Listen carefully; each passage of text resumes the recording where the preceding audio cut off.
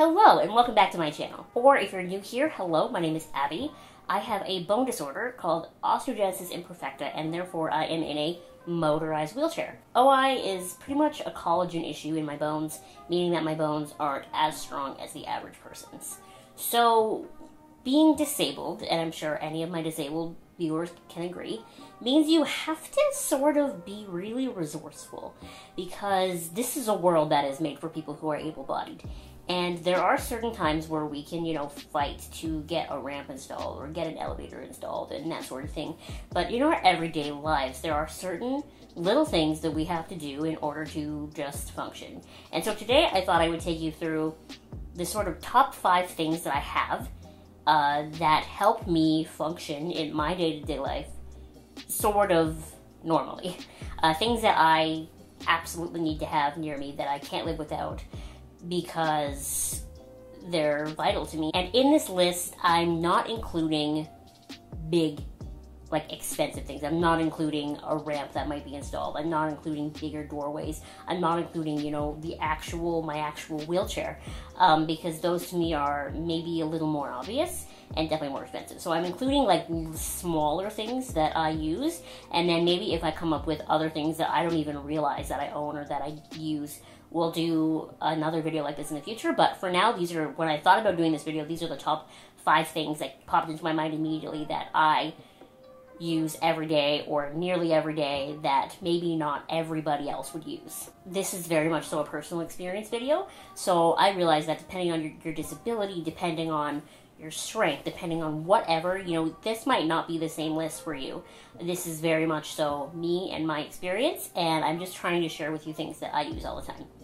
So without any further ado, I hate long intros, let's get into it. So the very first, most important thing that I need with me all the time, especially because I'm clumsy and I drop things all the time, I need this.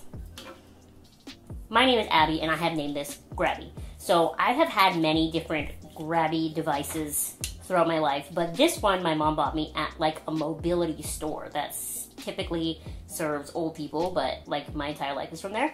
And this one is metal. It's nice and hard. There was a little magnet on the end, but it fell off a long time ago. And pretty much I use this to pick things up off of shelves that are too high, or if I drop something, to pick it up off the floor. I use this hundreds of times a day, especially now that I'm home all the time. This is so integral to me. And the funniest thing is, sometimes I'll drop something and my mom will be like, you should just ask me for help. You don't have to, try to pick things up yourself all the time. But I don't think she understands that I am so clumsy. If I didn't have this and I had to ask for help every time I dropped something or every time I wanted something that was up too high, I would be asking for help every 45 seconds. Now, this doesn't leave my house though, because this was kind of expensive. I believe it was upwards of $30. So I haven't quite figured out a way to foolproofly attach this to my chair and be able to take it off myself, so this doesn't leave my house. So you might be wondering, what do I do when I'm out in the world? Do I have this with me? I don't. Instead, I have come up with a definitely more discreet version for the real world, and that is my umbrella. This is my kitty umbrella that I bought at Claire's, and it is the only time I have ever been able to find a black umbrella that was long like this, but not too long. And so this is actually the perfect length to just hang off the bar at the back of my chair and just hang straight down and not be too long. And I use this in grocery stores and shoppers and that sort of thing to knock things off of shelves that are too high, and then I catch them. I've gotten very good at it. Occasionally, if it's something heavier, I will just ask for help. But that's what I use this for. I also use this to pick things up off the ground if I'm out in the world, or if I'm at work and I drop something. I've gotten really good at hooking it and picking it up. Really, what I should just do is get another one of those fancy grabbies and figure out a way to attach it to my chair. But I haven't gotten that far yet, so the umbrella is a very great alternate for when I don't have Grabby with me. Second thing on my list, I didn't even know these existed until 2 years ago, and now I can't live without them. So this is, I don't know what the technical term is, but I call it a grippy. So mine is from the Ontario, Ministry of Accessibility, and I have been told by other disabled people that you can find these at the dollar store and at Walmart all over the place, and I have never been able to find them, so I only have this one. And basically what it is, it's a sort of rubber circle, and this side is textured and this side is not. So what you do is you use this to help open things or to help grab things that you might not have the wrist strength or the hand strength to be able to do yourself. So one of the things that I use this for the most often is nail polish bottles, because I don't know I don't know how y'all do it, but I can't ever get my nail polish bottles open. So I always use this, and it really just helps grab onto that smooth surface and helps me get that, I guess, traction that I need to open it. You can also use this for jars. You can use this for, I guess, if you have a pill bottle that's difficult to open. I think most of them are grippy on the top, but if anything like that. However, like I said though, I have a hard time finding these. Like I said, I've been told that you can find them at the dollar store, you can find them at Walmart, and whatever. If I ever learn a proper term for these, I'll put it in the description box so they don't know. But there are other things that you can use instead. You can use, you know, a cloth or a towel or something. I use these, and this is going to get my video demonetized, but that's okay. My sister made me coasters that are cat buttholes. And so if I ever lose this, where I just have temporarily misplaced it and I can't find it, I use one of my cat butthole coasters to help me get that sort of traction to open things or that sort of thing. So these two are often with me. Now the third thing on my list is most definitely the most expensive, but it was actually given to me by the family of these girls that I went to elementary school and high school with. Their grandmother died, and then their mom messaged my mom and gave this to us. So I have a shower chair, and it is electric, and it doesn't always work because it is kind of old, but pretty much what happens is my mom or my stepdad or I only have one PSW, and she only comes once a week, but that's what she would do, is they sit me on the chair, I hold the button down, it brings me down to bathtub level, and then I scooch out, and then I use another thing that I think is very important, and that is one of those removable shower heads. I don't know how I would ever shower without a removable shower head. I actually had to kind of figure it out when I was in New Zealand, and it was awful.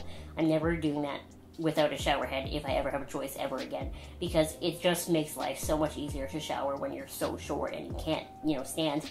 And I don't have the balance for most shower chairs. Like when I've been to hotel rooms and we get the accessible room, like your feet have to be able to touch the floor to sit in those seats that are like, they have holes in them and they sit in the shower. I can't use those, and I don't have the stability to be able to sit on one that's not just the wall and that sort of thing, so I really have to sit on the floor.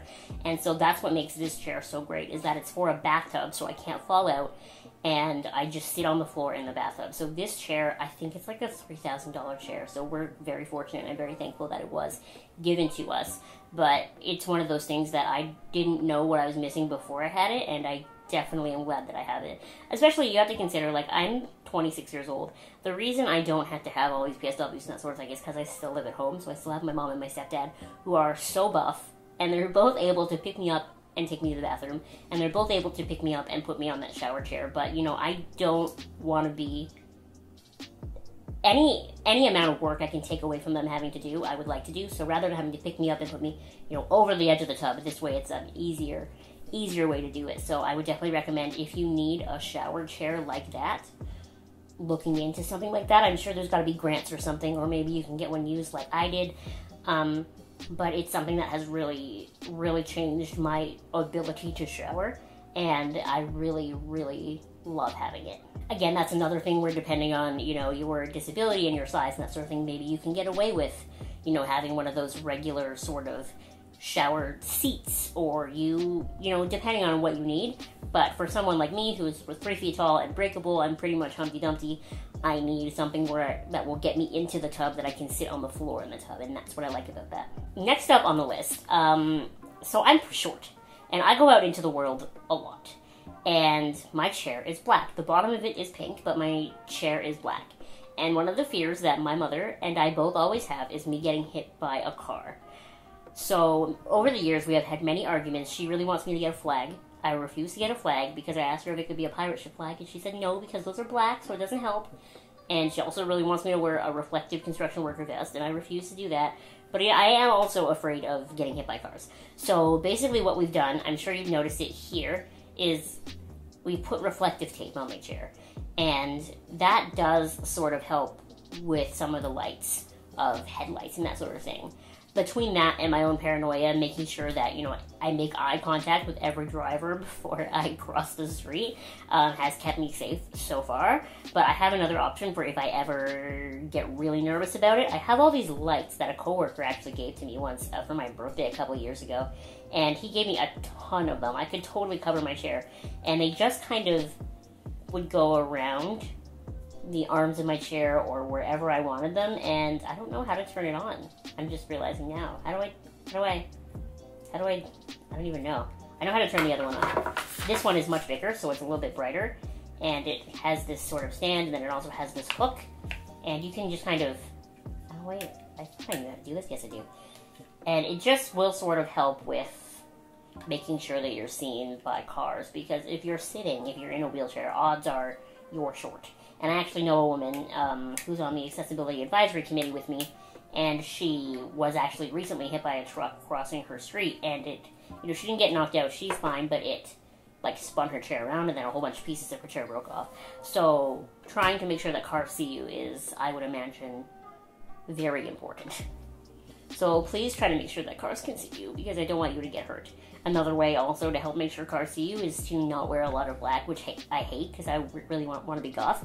So my coats are bright red, light gray, and light pink, hoping that I'm a little more noticeable. I also don't go out at night very often, so that helps. But if you do go out at night, make sure that you're seeable. I think that's sort of true for everybody, though. Like, I read stories all the time of kids who got hit while they were crossing the street because they were wearing all black and a car didn't see them. So make sure people can see you. And number 5, the last one, is a little bit of an easier one, but I obviously am not tall enough to reach a stove. I also can't use an oven. I've seen a lot of accessible apartments before, and they're really cool because the oven's open sideways. I'm not including a sideways opening oven on this list because how practical of it is for, you know, just the average disabled person to install one of those.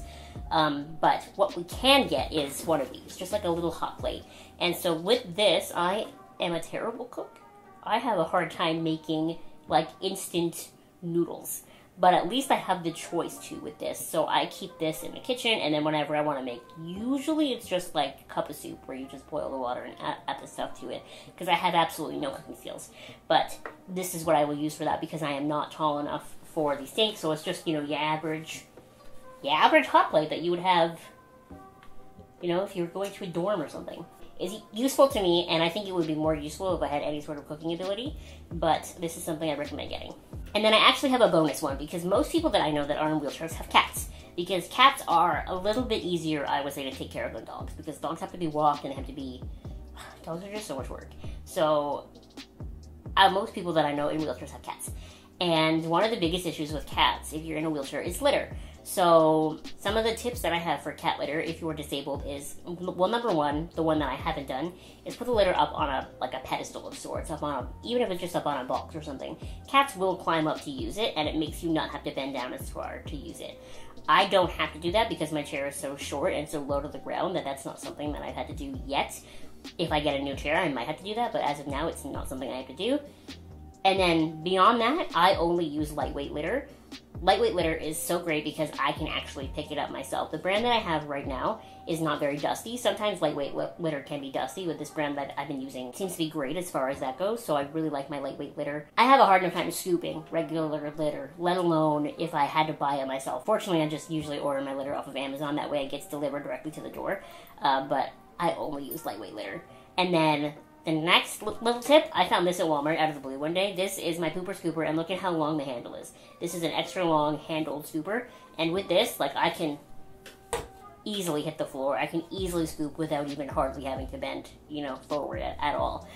So if you can find this extra long scoop, like I said, I bought it at Walmart. It was like $5, and it is so much better than the little short scoop that I had before because I could hardly use that little scoop. It was so short. And I guess that's it. I guess that's the end of the video. Those are sort of some of the little tips and the little things that I use every day as a disabled person to make my life a little bit easier. I hope you enjoyed this video, and I hope you enjoyed this list. If you have any additional ideas, either for things I can use or any additional ideas for future videos and that sort of thing, please let me know in the comments below. I would love to hear them, and I would love to start making more disability-related content because I don't make it very often. Not for lack of wanting to, just for lack of ideas. So let me know if you have any ideas. And again, thank you so much for watching this video. Make sure to give it a thumbs up, and you subscribe to my channel if you have not subscribed already, and I will see you next time. Bye!